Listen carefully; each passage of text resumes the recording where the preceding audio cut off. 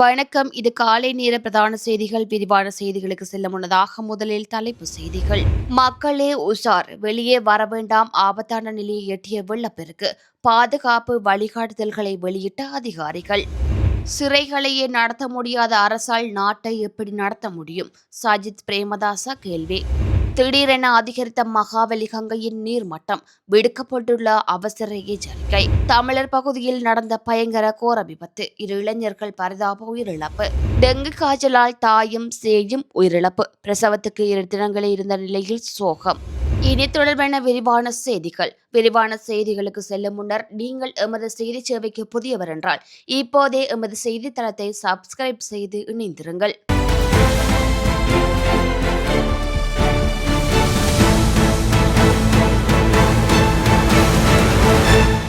சிறைச்சாலை அமைப்பை திறம்பட நடத்துவதில் அரசாங்கம் முற்றிலும் தோல்வி அடைந்துள்ளதாக குற்றம் சாட்டியுள்ள எதிர்க்கட்சித் தலைவர் சஜித் பிரேமதாச, ஒரு சிறையை கூட நிர்வகிக்க முடியாத நிர்வாகத்தால் நாட்டை எவ்வாறு நடத்த முடியும் என்று கேள்வி எழுப்பியுள்ளார். பொரெல்ல மாளிகவ கந்தவில் இடம்பெற்ற பொதுக்கூட்டத்தில் உரையாற்றிய போது அவர் இவ்வாறு குறிப்பிட்டுள்ளார். நிபுணர்கள் குழுவை அமைப்பதாக கூறிய அரசாங்கம் ஆளுகையின் முக்கிய துறைகளில் தோல்வி அடைந்துள்ளதுடன் கடன் செலுத்துதல் தொடர்பான இணைய வழி தாக்குதலால் பொது நிதியையும் பாதுகாக்க தவறிவிட்டதாக அவர் சாடினார். அத்துடன் நீதி அமைச்சருக்கு எதிரான நம்பிக்கையில்லா தீர்மானத்தை அரசாங்கம் தோற்கடித்த போதிலும் மகர சிறைச்சாலையில் மீண்டும் நெருக்கடி ஏற்பட்டுள்ளதையும் அவர் சுட்டிக்காட்டினார். நாட்டின் 30% முதல் 40% மக்கள் வறுமையில் தள்ளப்பட்டுள்ளதாகவும் நகர்ப்புற, கிராமப்புற மற்றும் தோட்டப்பகுதி சமூகங்கள் பொருளாதார ரீதியாக கடும் சவால்களை எதிர்கொண்டுள்ளதாகவும் அவர் குறிப்பிட்டுள்ளார். அரசாங்க நாட்டை தவறான பாதையில் கொண்டு செல்வதாகவும் அவர் மேலும் சாடியுள்ளார்.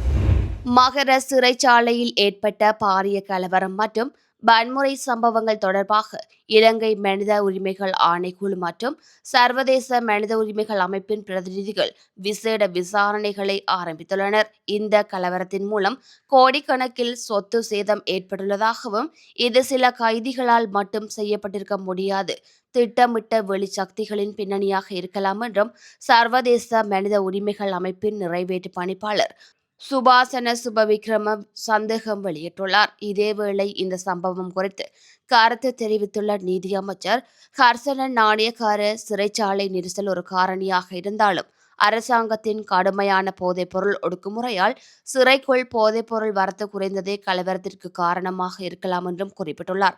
அத்துடன் இந்த பின்னணியில் நன்கு திட்டமிடப்பட்ட வெளித்தலையீடுகள் உள்ளதா என்பது குறித்து தீவிரமான விசாரணைகள் இடம்பெற்று வருவதாகவும் அவர் தெரிவித்துள்ளார்.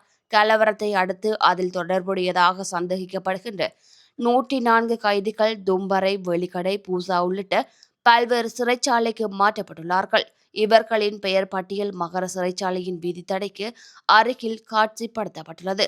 தற்போது நிலைமை முப்படையால் கட்டுப்பாட்டுக்குள் கொண்டுவரப்பட்டுள்ளதாகவும் புனரமைப்பு பணிகள் காரணமாக பார்வையாளர்களுக்கான அனுமதி தற்காலிகமாக இடைநிறுத்தப்பட்டுள்ளதாகவும் சிறைச்சாலைகள் திணைக்களம் அறிவித்துள்ளது. அடுத்த 24 மணி நேரத்திற்குள் மகாவலி ஆற்றங்கரையோரம் உள்ள பல தாழ்வான பகுதிகளில் வெள்ள அபாயம் இருப்பதாக நீர்ப்பாசன திணைக்களம் ஒரு அறிக்கை வெளியிட்டுள்ளது. இந்த எச்சரிக்கை அறிக்கை இன்று முதல் நாளை நள்ளிரவு 12:30 மணி வரை செல்லுபடியாகும் என தெரிவிக்கப்பட்டுள்ளது.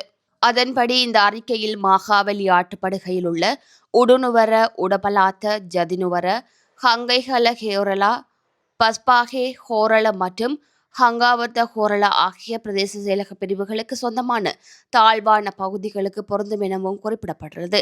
எனவே மகாவலி ஆற்றங்கரையோரம் மற்றும் அப்பகுதிகளில் உள்ள தாழ்வான பகுதிகளில் வசிக்கும் பொதுமக்கள் மிகுந்த விழிப்புடன் இருக்குமாறும் ஏற்படக்கூடிய வெள்ளப்பெருக்கிலிருந்து தங்களை பாதுகாத்துக் கொள்ள தேவையான முன்னெச்சரிக்கை நடவடிக்கைகளை எடுக்குமாறும் நீர்ப்பாசன திணைக்களம் கேட்டுக்கொள்கின்றது. இது தொடர்பாக தேவையான அவசர நடவடிக்கைகளை எடுக்குமாறு சம்பந்தப்பட்ட பேரிடர் மேலாண்மை திணைக்களங்களுக்கும் கேட்டுக்கொள்ளப்பட்டுள்ளன. வரும் காலத்தில் மேலும் மழை பெய்ய வாய்ப்புள்ளதால் பொதுமக்கள் மிகுந்த எச்சரிக்கையுடனும் அதீத எச்சரிக்கையுடனும் இருக்க வேண்டும் என நீர்ப்பாசன திணைக்களம் மேலும் வலியுறுத்தியுள்ளது. நாவலப்பிட்டி பகுதியில் தொடர்ந்து பலத்த மழை பெய்து வருகின்றது. இதன் காரணமாக மகாவலி கங்கையின் நீர்மட்டம் வெள்ள அபாய மட்டத்திற்கு மேல் தொடர்ந்து காணப்படுவதாக தெரிவிக்கப்படுகின்றது. எனவே தாழ்நில பகுதிகள் மற்றும் வெள்ளப்பெருக்கு ஏற்படும் அபாயமுள்ள பகுதிகளில் வாழும் பொதுமக்கள் விழிப்புணர்வுடன் இருக்குமாறு அறிவுறுத்தப்பட்டுள்ளது. அத்துடன் தேவையில்லா பயணங்களை தவிர்க்குமாறும் கேட்டுக் கொள்ளப்படுகின்றார்கள். மேலும் அசம்பாவிதங்களை தவிர்க்கும் வகையில் அதிகாரிகளால் வெளியிடப்படும் அவசர கால அறிவுறுத்தல்களை பின்பற்றி நடக்குமாறும் பொதுமக்கள் அறிவுறுத்தப்படுகின்றார்கள். மகாவலி ஆற்றில் நீர்மட்டம் வெள்ளப்பெருக்கு அளவை விட அதிகமாக இருப்பதால் நாவலப்பிட்டியாவில் கனமழை தொடர்ந்து பெய்து வருகின்றது. தாழ்வான மற்றும் வெள்ள அபாயம் உள்ள பகுதிகளில் வசிக்கும் மக்கள் விழிப்புணர்வுடன் இருக்குமாறும் தேவையற்ற பயணங்களை தவிர்க்குமாறும் அதிகாரிகள் வழங்கும் அறிவுறுத்தல்களை பின்பற்றுமாறும் கேட்டுக் கொள்ளப்படுகின்றார்கள். 4 மாவட்டங்களுக்கு செல்லுபடியாகும் வகையில் மண்சரிவு குறித்த முன்னெச்சரிக்கை அறிவிப்பு வெளியிடப்பட்டுள்ளது. தேசிய கட்டட ஆராய்ச்சி நிறுவனம் இது தொடர்பான எச்சரிக்கையை அதிகாரப்பூர்வமாக வெளியிட்டுள்ளது. இந்த அறிவிப்பு நேற்று இரவு 11 மணிக்கு வெளியிடப்பட்டதுடன் இது இன்று இரவு 11 மணி வரை செல்லுபடியாகும் எனவும் அறிவிக்கப்பட்டுள்ளது. சில பிரதேச செயலக பிரிவுகள் மற்றும் அவற்றின் சுற்றியுள்ள பகுதிகளுக்கு 2ஆம் கட்ட மண்சரிவு எச்சரிக்கை விடுக்கப்பட்டுள்ளது. கண்டி மாவட்டத்தில் பஜ்பாகே கோரளே மற்றும் ஹங்க இகல கோரளே ஆகிய பிரதேச செயலக பிரிவுகளுக்கும், கேகாலை மாவட்டத்தின் ஜட்டியாந்தோட்டை பிரதேச செயலக பிரிவுகளுக்கும், நுவரெலியா மாவட்டத்தில் அம்பகமுவ மற்றும் நோர்வோட் பிரதேச செயலக பிரிவுகளுக்கும் மண்சரிவு எச்சரிக்கை விடுக்கப்பட்டுள்ளது. கீழ்கண்ட பிரதேச செயலக பிரிவுகள் மற்றும் அவற்றை சுற்றியுள்ள பகுதிகளுக்கு 1ஆம் கட்ட மண்சரிவு அறிவித்தல் விடுக்கப்பட்டுள்ளது. கேகாலை மாவட்டத்தின் அரநாயக்கு மற்றும் தெஹியோவிட்ட பிரதேச செயலக பிரிவுகளும், நுவரெலியா மாவட்டத்தின் நுவரெலியா, தலவாக்கலை, கொத்மலை கிழக்கு மற்றும் கொத்மலை பிரதேச செயலக பிரிவுகளுக்கும், மேற்கு ரத்தினபுரி மாவட்டத்தின் நிவித்திகலை மற்றும் ரத்தினபுரி பிரதேச செயலக பிரிவுகளுக்கும் 1ஆம் கட்ட மண்சரிவு அறிவித்தல் விடுக்கப்பட்டுள்ளது. சம்மாந்துறையில் தனியார் வகுப்புகளுக்கு செல்கின்ற மாணவிகளை மோட்டார் சைக்கிளில் பின்தொடர்ந்து தொந்தரவு செய்தமை மற்றும் போக்குவரத்து விதிகளை மீறிய குற்றச்சாட்டின் கீழ் பல இளைஞர்கள் கைது செய்யப்பட்டுள்ளதுடன் 8 மோட்டார் சைக்கிள்களும் போலீசாரால் கைப்பற்றப்பட்டுள்ளன. பொதுமக்களுக்கு இடையூறு விளைவித்த குற்றச்சாட்டில் கைதான இவர்கள் சம்மாந்துறை நீதவான் நீதிமன்றத்தில் முன்னிலைப்படுத்தப்பட்டுள்ளார்கள். பொதுமக்கள் வழங்கிய காணொளிகள் மற்றும் புகைப்பட ஆதாரங்களின் அடிப்படையில் சம்மாந்துறை போலீஸ் நிலைய பொறுப்பதிகாரி நிசாந்த பிரதீப் குமார தலைமையிலான போலீஸ் குழுவினர் இந்த அதிரடி நடவடிக்கைகளை மேற்கொண்டுள்ளனர். இது குறித்து கருத்து தெரிவித்த போலீஸ் நிலைய பொறுப்பதிகாரி, பெண்களுக்கு இடையூறு விளைவிக்கின்ற செயல்கள் கடுமையாக தண்டிக்கப்படும் என்றும் சட்டவிரோத செயல்கள் தொடர்பான ஆதாரங்களை பொதுமக்கள் போலீசாருக்கு உடனடியாக அனுப்பி வைக்குமாறும் கேட்டுக்கொண்டார். மேலும் பெற்றோர்கள் தமது பிள்ளைகளின் வாகன பயன்பாடு மற்றும் நடவடிக்கைகள் குறித்து விழிப்புடன் இருக்குமாறும் போலீசார் அறிவுறுத்தியுள்ளனர். திருகோணமலை மட்டக்களப்பு பிரதான வீதி முதுர் ஜின்னா நகர் பகுதியில் நேற்று மாலை டிப்பர் வாகனத்துடன் மோட்டார் சைக்கிள் மோதி இடம்பெற்ற வீதி விபத்தில் 2 இளைஞர்கள் பரிதாபமாக உயிரிழந்துள்ளனர். இந்த விபத்தில் மூதூர் கிளிவட்டி பகுதியைச் சேர்ந்த தமிழ்ச்செல்வன் தனேஷ் மற்றும் அருணவன் செல்வரட்னம் ஆகியோரே உயிரிழந்தவர்கள் ஆவார்கள். விபத்தை தொடர்ந்து ரிப்பர் வாகனத்தின் சாரதி முதூர் போலீஸ் நிலையத்தில் சரணடைந்துள்ளார். உயிரிழந்த இளைஞர்களின் சடலங்கள் முதூர் தள வைத்தியசாலையின் பிரேத அறையில் வைக்கப்பட்டுள்ளதுடன் சம்பவம் குறித்து மூதூர் போலீசார் மேலதிக விசாரணைகளை மேற்கொண்டு வருகின்றனர். மகர சிறைச்சாலையில் இடம்பெற்ற வன்முறை சம்பவத்தை தொடர்ந்து சிறைச்சாலைகளில் தடுத்து வைக்கப்பட்டுள்ள கைதிகளின் பாதுகாப்பை உறுதி செய்வது அரசாங்கத்தின் பொறுப்பு என முன்னாள் நாடாளுமன்ற உறுப்பினர் எம்.ஏ. சுமந்திரன் தெரிவித்துள்ளார். சிறைச்சாலைகளில் நிலவும் அதிக நெரிசலே இவ்வாறான பிரச்சினைகளுக்கு முக்கிய காரணங்களில் ஒன்றாக இருப்பதாக அவர் சுட்டிக்காட்டினார். ஒரு கைதி தங்க வைக்கப்பட வேண்டிய இடத்தில் 4 கைதிகள் வரை தடுத்து வைக்கப்படும் நிலைமை காணப்படுவதனால் இதனால் சிறைச்சாலைகளில் பதற்றமான சூழல் உருவாகும் அபாயம் இருப்பதாகவும் அவர் சுட்டிக்காட்டினார்.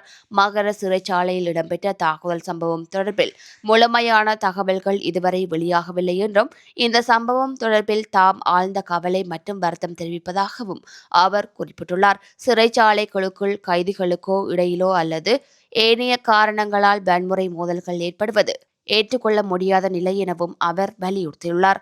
இந்த விவகாரத்தில் அரசாங்கம் உடனடியாக தலையீடு செய்து நிலைமையை கட்டுப்பாட்டிற்குள் கொண்டு வருவதுடன் இவ்வாறான சம்பவங்கள் மீண்டும் ஏற்படாத வகையில் உரிய நடவடிக்கைகளை மேற்கொள்ள வேண்டும் என்றும் அவர் வலியுறுத்தினார். மேலும் இந்த வன்முறை சம்பவங்கள் தொடர்பான பொறுப்பை அரசாங்கம் ஏற்றுக்கொண்டு கைதிகளின் பாதுகாப்பை உறுதி செய்ய தேவையான நடவடிக்கைகளை விரைவாக முன்னெடுக்க வேண்டும் என எம்.ஏ. சுமந்திரன் தெரிவித்துள்ளார்.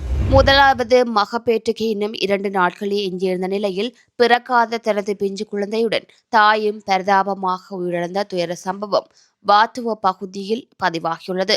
வாத்துவையை சேர்ந்த 34 வயதான திலானி பெர்னாண்டோ என்ற பெண்ணே இவ்வாறு உயிரிழந்துள்ளார். குறித்த பெண்ணுக்கு கடந்த 24ஆம் திகதி லேசான காய்ச்சலால் ஏற்பட்ட நிலையில் வலி நிவாரணி மாத்திரைகளை உட்கொண்டதன் மூலம் காய்ச்சல் தணிந்துள்ளது. எனினும் மலச்சிக்கல் உபாதை காரணமாகவே அவர் தனியார் மருத்துவமனை ஒன்றில் அனுமதிக்கப்பட்டுள்ளார். ஆரம்பம் முதலே குறித்த தனியார் மருத்துவமனையிலேயே சிகிச்சை பெற்று வந்த நிலையில் அறுவை சிகிச்சை மூலம் குழந்தையை பிரசவிப்பதற்கான சோதனைகளின் போது அவர் டெங்கு காய்ச்சலால் பாதிக்கப்பட்டிருந்தமை உறுதி செய்யப்பட்டுள்ளது. எனினும் குறித்த தனியார் மருத்துவமனையின் தீவிர சிகிச்சை பிரிவில் இடவசதி இல்லாத காரணத்தினால் உறவினர்கள் அவரை அரச மகப்பேற்று மருத்துவமனைக்கு அழைத்து சென்றுள்ளனர். அங்கு அவரை பரிசோதித்த மருத்துவர்கள் நிலைமை மிகவும் தீவிரமடைந்துள்ளதாக தெரிவித்துள்ளனர். தீவிர சிகிச்சை பிரிவில் தீவிர சிகிச்சை அளிக்கப்பட்டு வந்த போதிலும் கடந்த 28ஆம் திகதி குழந்தையும் 29ஆம் திகதி மாலையில் தாயும் சிகிச்சை பலனின்றி உயிரிழந்துள்ளனர். இறப்பு தொடர்பில் திறந்த முடிவு வழங்கப்பட்டுள்ளதுடன் உயிரிழப்பதற்கு முன்னர் அவருக்கு டெங்கு காய்ச்சல் ஏற்பட்டிருந்தமை இரத்த பரிசோதனையில் உறுதியாகியுள்ளது. இதுபோன்ற செய்திகளை தெரிந்து கொள்ள தமிழ் லங்கா குரல் சேனலை சப்ஸ்கிரைப் செய்து அருகே இருக்கிற பெல் பட்டனையும் கிளிக் செய்து கொள்ளுங்கள். மேலும் இதுபோன்ற செய்திகளை உடனுக்குடன் தெரிந்து கொள்ள தமிழ் லங்கா குரல் .com எனும் இணையத்தின் வாயிலாக எங்களோடு இணைந்து கொள்ளுங்கள்.